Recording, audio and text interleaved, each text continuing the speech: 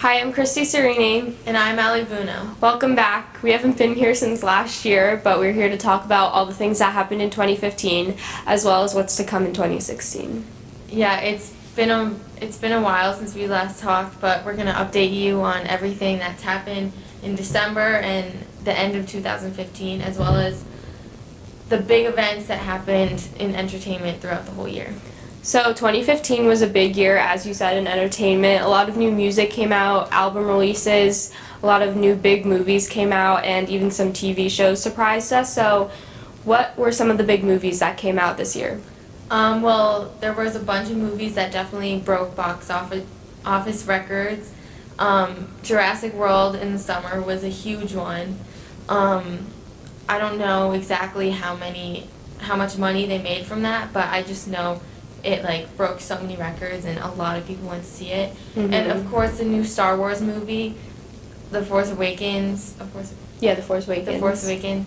That was huge, especially for all the Star Wars fans. And the thing about Star Wars, there was new younger fans as well as fans who's watched it since the movies came out. Mm-hmm. So I think it was a well-liked movie from not just fans, but people who have never really been into the franchise. So mm-hmm. Yeah, I've never really seen any of the movies, but I feel like I would only go see it if I had seen the rest of them, so maybe one day I'll catch up and figure everything out.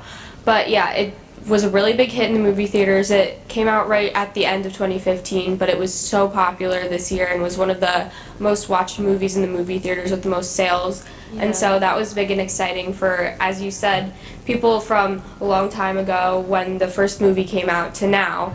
And I think it was good. And same thing with Jurassic Park, because there hasn't been a Jurassic World movie or the Jurassic Park movie.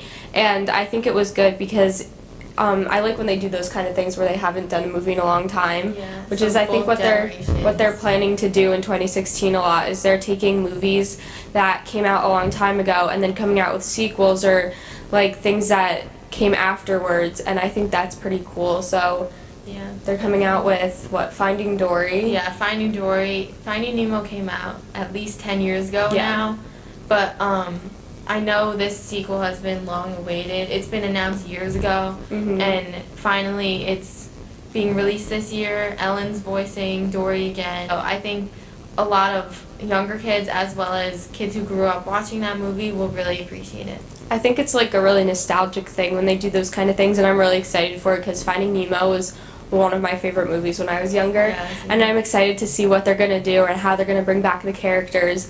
And I've seen the trailer, so I'm super excited, and I think it'll be awesome. Yeah, and something else that's similar to that, Full House, as you know, was a huge family show in the 90s, and people still watch it today. They play reruns all the time. And now Netflix picked up a season of Fuller House, which is basically them coming back as a reunion show.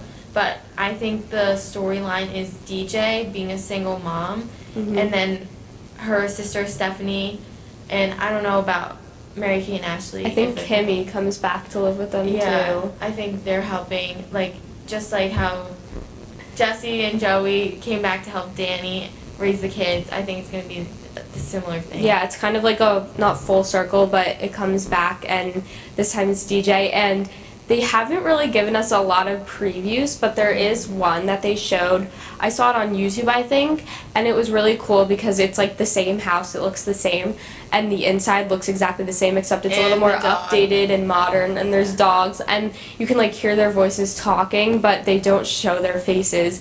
And I don't know, I wanted to see it so bad. I'm so excited for that to come out. It's one of the things I've been looking forward to. Yeah, I think it's coming out the end of February, so I'm really excited for it because I love Full House, and just to see all of them come back together. I know the cast was really excited to do this project too. So yeah, I love when shows do reunions. They've been doing that a lot this past year, I think, because I saw, who did a reunion? Did you see the Saved by the Bell reunion? Okay, that was really funny. It was on Jimmy Fallon, and most of the characters came back, and they all kind of looked the same, and they made them look the same, so it was funny, but it was really cool. And then they did one for That's So Raven on The View, and I thought that was special too, and I love when they do those kind of things, so that's why I'm so excited for Fuller House. So 2015 was also a year of music, and a lot of new songs came out, and I think this was like a huge year in music, so many new like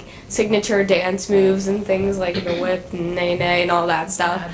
But yes, the dab, which is the new dance. So we have a list of the top 100 songs of 2015, and we're not going to go over all of them, but some of the ones that were really popular we're going to go over. And so number 1 is, of course, Uptown Funk, which was a huge hit in early 2015, and I think this song like sparked so many like different people doing stuff, doing dancing videos, and it was just overall like a good song from Bruno Mars, who hadn't really done a lot in a while, and so this song came out and everyone was like, whoa, it's so good. Yeah, I feel like the song was so big, and even it's not even his song because it's like a DJ. Yeah, it's featuring Mark Bruno Mars. Ronson or something. Yeah, but I feel like since it is such a big song, even though it was popular in early 2015, it kind of had a lasting impact, so like people didn't really forget about him. Yeah, it was one of those songs that just got so overplayed on the radio as usual, but I think as it started coming back like later through the year, like people realized what a good song it was again, and I think yes, very catchy. A lot of people loved it. Another big song of 2015 was Cheerleader, and a lot of people loved the song, a lot of people hated it. It was also killed by the radio because they played it so much, but it was, I guess, a good summer song because it had that tropical kind of vibe with the beats. But what was your opinion on this song? I don't know. I hate it. Hate it. Annoyed me. It's really annoying to me. I don't know why, but I just don't like it. And people are like, no offense to you cheerleaders. Yeah, people are like, oh, it's your theme song. It's like, no, it's so annoying. So yeah, I think let's leave it in 2015. Yeah, please. Number 3 was Take Me to Church, and I think this was a really good song. It came out like right in the beginning of 2015, I think, and once again overplayed as usual, but I think it was a good song. Another huge song in 2015 was See You Again by Charlie Puth and Wiz Khalifa. That song was a tribute for Paul Walker for Furious 7, the movie, so along with like playing in the movie and the credits and stuff, it was a huge radio hit, and it was just a really good song to remember Paul Walker by. Well said. And then 3 big Justin Bieber songs came out towards the end of the year, and that was Sorry, What Do You Mean, and Love Yourself. And I think these were all really good songs. It had a lot of positive feedback on the radio. And Love Yourself came out towards the end, right towards the end of the year in December, and it's crazy how quickly it like ran up on the charts and had such good feedback. Reception. Yeah, and I think it's cool how that hit the charts so easily in just a month. Currently, I think it's above of Hello now. It's like number 1, and Adele's song is number 2. Going on with that, Hello by Adele was obviously a huge song. It was definitely a breakout hit and a good song for her comeback this year.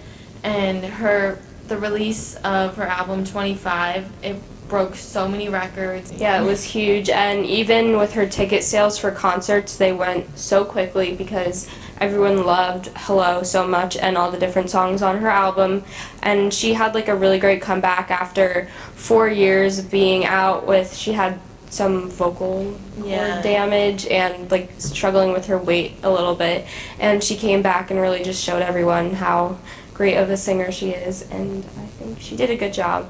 I like the song.